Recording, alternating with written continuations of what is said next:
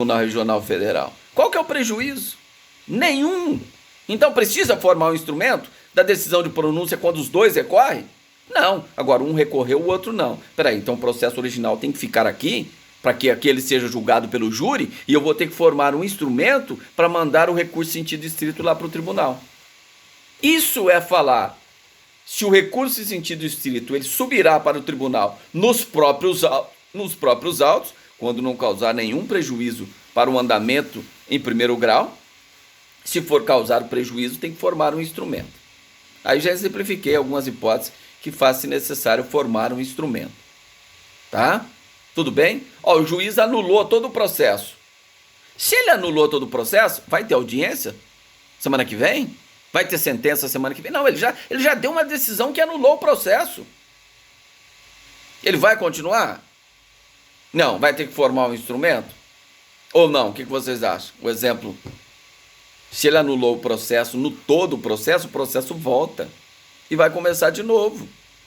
Se você quer recorrer daquela decisão, o Ministério Público quer recorrer, ele tem que formar o quê? Um instrumento, porque ainda que ele tenha anulado, o processo não vai... Ele anulou o processo, por exemplo, desde o recebimento da denúncia para cá. Então vai ter que refazer todos os atos. Então vai ter que... A materialidade do processo tem que ficar aqui. Se o promotor quer recorrer, ele que faça peça para formar um instrumento. Tá? Mas isso assim é relevante, é lógico, mas o juiz tem a obrigação de, quando chegar o recurso em sentido estrito, se ele verificar que o mesmo, pelo próprio princípio da ampla defesa, que o mesmo não está devidamente instruído com as peças obrigatórias e essenciais para o tribunal analisar as causas ou os requisitos de ordem objetiva e subjetiva dos recursos, o próprio juiz deverá instruir o recurso corretamente antes de mandá-lo para o tribunal. Tá? Isso está expresso na lei também, nós vamos fazer a leitura aí do artigo 582 seguintes. Tudo isso que eu estou falando está contemplado nesses artigos. Tudo que eu estou falando aí está contemplado nesses artigos. Tá certo? Tudo bem, pessoal? Até aí, alguma dúvida, alguma pergunta? Às vezes eu falo muito rápido, mas é que eu volto várias vezes. Falo rápido, mas falo várias vezes, para que vocês possam gravar esse conteúdo. Tá? Pois não.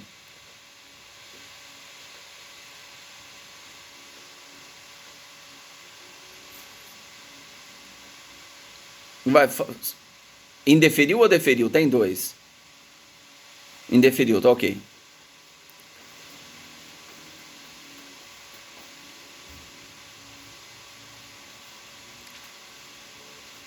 Não. Aí nós vamos chegar lá então. Ó. Você apresentou as razões, instruiu, a outra parte apresentou as contrarrazões, então vamos finalizar, a gente finaliza a aula por aqui. Aí o processo vai para o juiz. Então eu sou o juiz, recebi lá o processo com as razões, com as contrarrazões. Eu indeferi o requerimento de extinção da punibilidade. Então a defesa recorreu, o promotor apresentou as contrarrazões, veio para mim. No prazo de 2 dias, eu tenho que manifestar se eu mantenho a minha decisão ou se eu me retrato. 2 dias eu tenho. Nesse prazo eu vou dizer nos autos e de forma fundamentada, artigo 9º, inciso 9º do artigo 93 da Constituição Federal, de forma fundamentada sob pena de nulidade. Eu tenho que dizer se mantenho a decisão ou se retrato. Se eu me retratar, eu havia indeferido, tá certo? A extinção da punibilidade. Agora eu vou me retratar e vou falar assim, não, eu acho que a defesa estava correta aqui, estou vendo as razões dela aqui, é causa de extinção da punibilidade pela prescrição. Estou mudando de ideia, estou retratando agora, reconheço os argumentos da defesa e retrato nos termos do Código de Processo Penal, reconhecendo e extinguindo o processo pela prescrição. Isso é juízo de retratação, ele se retratou. Aí vocês falam, mas e agora? Eu havia sido sucumbente, não é? O réu não tinha sido sucumbente? Ele não tem interesse recursal? Tem, eu propus. Agora, quando o juiz retratou, eu já não tenho mais interesse, porque a decisão me favorece. Quem passou a ter interesse agora? O Ministério Público, que é a parte contrária. Ah, mas essa hipótese, quando o juiz Ele tinha indeferido, agora ele deferiu. É hipótese de cabimento do rese também quando defere a extinção da punibilidade pela prescrição? Sim. Então o que o promotor vai fazer? Artigo 589. Por simples petição, o promotor vai requerer ao juiz que remeta os autos para o tribunal analisar o recurso em sentido estrito. Essa é a sistemática, tá? Então o juiz vai fazer a retratação depois das razões e contra-razões apresentadas, ele o faz no prazo de 2 dias. Se ele modificar a decisão e aí a outra parte passa a ser sucumbente, se for hipótese de cabimento do recurso em sentido estrito também, ela pode, por simples petição, recorrer, falar para o juiz que quer que subam os autos ao Tribunal de Justiça ou Tribunal Regional Federal. Agora presta atenção, essa é uma questão de prova. Eu já falei isso de manhã, eu falei 95, mas acho que eu não sei nem se alguém acertou. Se eu não estou falando a memória, eu acho que ninguém acertou. Presta atenção no exemplo. Presta atenção no exemplo, aí vocês vão gravar de vez o que eu estou falando. O juiz rejeitou a denúncia, certo? Promotor fala, não, eu vou recorrer. Entrou com recurso em sentido estrito da rejeição da denúncia. Está correto. Artigo 581 primeiro, está correto para o Ministério Público. Bom, vamos imaginar que eu sou o suposto réu, que nem sei que existe processo. Mas eu tenho que ser intimado a apresentar as contrarrazões?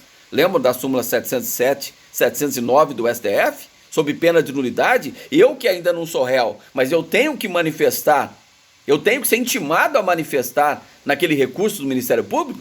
Tenho, por quê? Porque se o tribunal der provimento depois, já vale como recebimento da denúncia, eu já fui intimado. Tá certo? Essa é a necessidade, súmula 707, 709. Então vamos lá, rejeitou a denúncia, o promotor recorreu, eu apresentei as contrarrazões de recurso. Aí vai lá, o juiz tem 2 dias de prazo para dizer se ele mantém a decisão, se ele modifica a decisão. Aí sabe o que o juiz faz em sede de retratação? Ele diz o seguinte, não, mas espera aí, eu acho que eu errei aqui, eu rejeitei a denúncia, mas eu acho que eu errei. O promotor está certo.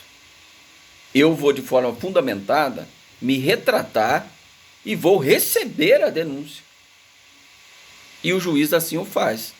Ele se retrata nesse juízo de retratação que ele pode fazer, e deve fazer, aliás, e de forma fundamentada, ele se retrata, dizendo, olha, eu acho, não nesses termos, é lógico, mas me convence as razões apresentadas pelo promotor, motivo pelo qual eu estou reconsiderando a minha decisão e recebo a denúncia nos termos da lei, tal. Recebeu a denúncia. E agora? O que a defesa faz?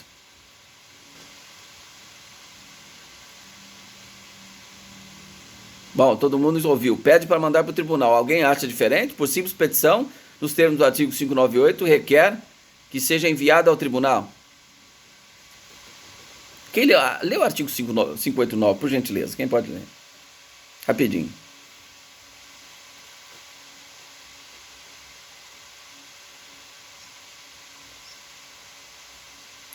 Sim.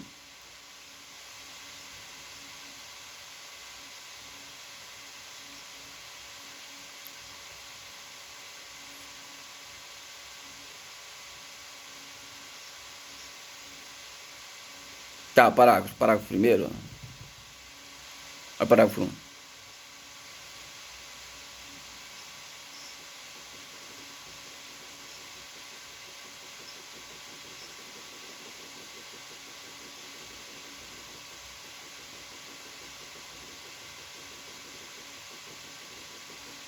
E aí, a pergunta, o que a defesa vai fazer? Por simples petição, requer que o juiz envie para o tribunal? Sim ou não?